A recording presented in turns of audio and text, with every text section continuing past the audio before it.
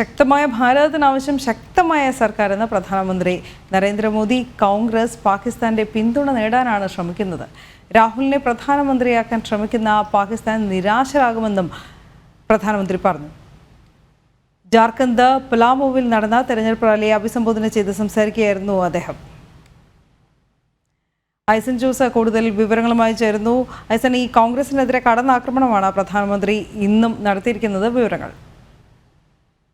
തീർച്ചയായും കോൺഗ്രസിനെതിരെ അതിരൂക്ഷമായ ഭാഷയിലാണ് ഇന്നും പ്രധാനമന്ത്രിയുടെ വിമർശനം ഉയർന്നിരിക്കുന്നത്. കാരണം രാഹുലിനെ പ്രധാനമന്ത്രിയാക്കാൻ ശ്രമിക്കുന്നത് പാകിസ്ഥാനാണ്, പാകിസ്ഥാൻ്റെ പിന്തുണ നേടാൻ കോൺഗ്രസ് ശ്രമിക്കുന്നു എന്നീ ആരോപണങ്ങൾ വീണ്ടും ആവർത്തിച്ചിരിക്കുകയാണ് പ്രധാനമന്ത്രി. കാരണം ഇത്തരത്തിൽ, അതായത് ഒരു വോട്ട് ബാങ്ക് അപ്പീസ്മെൻറ്റിൻ്റെ ഭാഗമായി അല്ലെങ്കിൽ ഒരു പ്രീണന നയത്തിൻ്റെ ഭാഗമായി ഇത്തരത്തിലുള്ള സംവിധാനങ്ങൾ, അതായത് പാകിസ്ഥാൻ ശത്രുരാജ്യത്തിനെ പോലും പിന്തുണയ്ക്കുക, ആ ശത്രുരാജ്യം തങ്ങളുടെ അയൽ രാജ്യത്ത് ആര് പ്രധാനമന്ത്രിയാകണമെന്ന് തീരുമാനിക്കുന്നതിനുള്ള നീക്കങ്ങൾ നടത്തുക, ഇത്തരത്തിലുള്ള പ്രശ്നങ്ങളെല്ലാമാണ് ഈ രാഹുൽ ഗാന്ധിയുടെ വിഷയത്തിൽ പാകിസ്ഥാൻ തീരുമാനിക്കുന്നത്. അതുപോലെ തന്നെ കോൺഗ്രസ് അവരുടെ പിന്തുണ നേടാനും ശ്രമിക്കുന്നുവെന്ന അതിരൂക്ഷമായൊരു വിമർശനമാണ് ഉന്നയിക്കുന്നത്.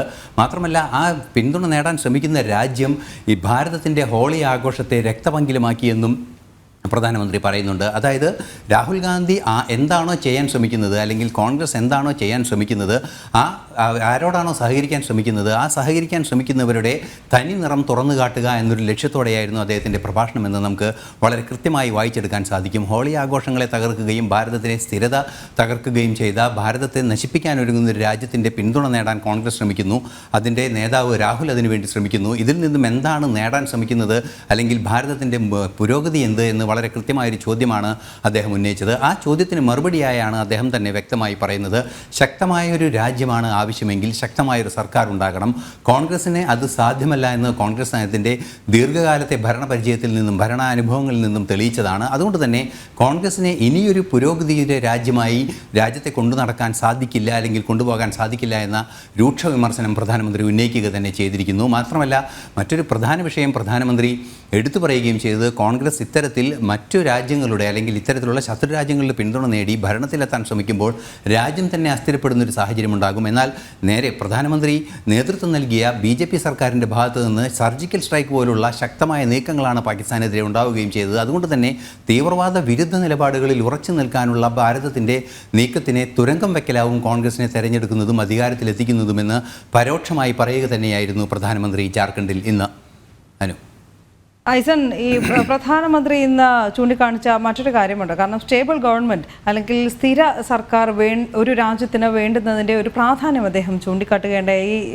നമുക്ക് തന്നെ അറിയാം, ഒരു രാജ്യത്തിൻ്റെ വികസനത്തിന് ഏറ്റവും ആവശ്യം ഒരു സ്ഥിര സർക്കാർ എന്നതും. തീർച്ചയായും ഒരു സ്ഥിരതയുള്ള സർക്കാർ എന്തായാലും ഏത് രാജ്യത്തിൻ്റെ ആയാലും പുരോഗതിക്ക് അനിവാര്യമാണ് എന്ന കാര്യത്തിൽ തർക്കമില്ല. നേരത്തെ അത് കോൺഗ്രസ് അവകാശപ്പെട്ടിരുന്നൊരു കാര്യമാണ്. അതായത് ഭരണസ്ഥിരത എന്നത് ഈ രാജ്യത്ത് ഉറപ്പാക്കാൻ സാധിക്കുക കോൺഗ്രസിന് മാത്രമാണ് എന്നാണ് കോൺഗ്രസ് നേതാക്കൾ എല്ലാവരും തന്നെ ഒരു കാലത്ത് അഭിപ്രായപ്പെടുകയും അല്ലെങ്കിൽ അവകാശപ്പെടുകയും ചെയ്തിരുന്നത്. ഇന്ന് കോൺഗ്രസിൻ്റെ സ്ഥിതി ഏറെ ദയനീയമാണ്. അത്തരത്തിലൊരു സ്ഥിരത, ഭരണസ്ഥിരത ഉറപ്പാക്കാനുള്ള യാതൊരു സാധ്യതയും കോൺഗ്രസിന് ഇന്നില്ല. നമുക്കറിയാവുന്നതാണ്, ഇക്കഴിഞ്ഞ ദിവസങ്ങളിലാണ് 272 സീറ്റുകളുടെ ഭൂരിപക്ഷത്തിലാണ് 273 സീറ്റുകളുടെ ഭൂരിപക്ഷത്തിലാണ് രാജ്യം ഭരിക്കേണ്ട സർക്കാരിനെ തിരഞ്ഞെടുക്കേണ്ടത്. എന്നാൽ അത്രയും സീറ്റിൽ മത്സരിക്കാൻ പോലും ഒരു പാർട്ടിക്കും സാധ്യതയില്ല, BJP മാത്രമാണ് മത്സരിക്കുന്നത് എന്ന് അദ്ദേഹം നേരത്തെ കാൽക്കുലേഷൻസിൻ്റെ അടിസ്ഥാനത്തിൽ വളരെ കൃത്യമായി പറയുകയും ചെയ്തു. ഇതിൽ നിന്നെല്ലാം തന്നെ വായിച്ചെടുക്കാൻ സാധിക്കുന്നത്, കൃത്യമായൊരു ഭൂരിപക്ഷം ഉള്ള ഒരു സർക്കാരിനെ രൂപപ്പെടുത്താൻ, അല്ലെങ്കിൽ സർക്കാരിനെ സ്ഥാപിക്കാൻ കോൺഗ്രസിന് സാധിക്കില്ല എന്ന് തന്നെയാണ്. അതുകൊണ്ട് തന്നെ ഈ ഭരണസ്ഥിരത ഉറപ്പാക്കാൻ കോൺഗ്രസിന് സാധ്യമായൊരവസ്ഥയില്ല. ഈ ഭരണസ്ഥിരത ഉണ്ടായാൽ മാത്രം രാജ്യം നേടുന്ന നിരവധി പുരോഗതികളുണ്ട്. നമുക്കറിയാവുന്നതാണ്, കഴിഞ്ഞ 10 വർഷമായി ഉണ്ടായ ഭരണസ്ഥിരതയുടെ നേട്ടമാണ് ഇന്ന് ഈ രാജ്യം കാണുന്ന സാമ്പത്തിക സാമൂഹ്യ രംഗങ്ങളിലെല്ലാം തന്നെ ഉണ്ടായ വലിയ മുന്നേറ്റം, ഊർജ്ജ നിർമ്മാണത്തിലുമെല്ലാം ഉണ്ടായ വലിയ മുന്നേറ്റം. ആ സ്ഥിരതയുടെ ഒരു ഗുണകരമായ വശമാണ്. ആ ഗുണകരമായ വശം ലഭിക്കണമെങ്കിൽ ഭരണസ്ഥിരത ഉറപ്പാക്കണമെന്ന് തന്നെയാണ് പ്രധാനമന്ത്രി പറയുന്നത്. അതിന് തന്നെയാണ് ശക്തമായൊരു രാജ്യത്തിന് ശക്തമായ സർക്കാർ ഉണ്ടാകണമെന്ന ഒരു സന്ദേശം അദ്ദേഹം തൻ്റെ പ്രഭാഷണത്തിലൂടെ നൽകിയത്.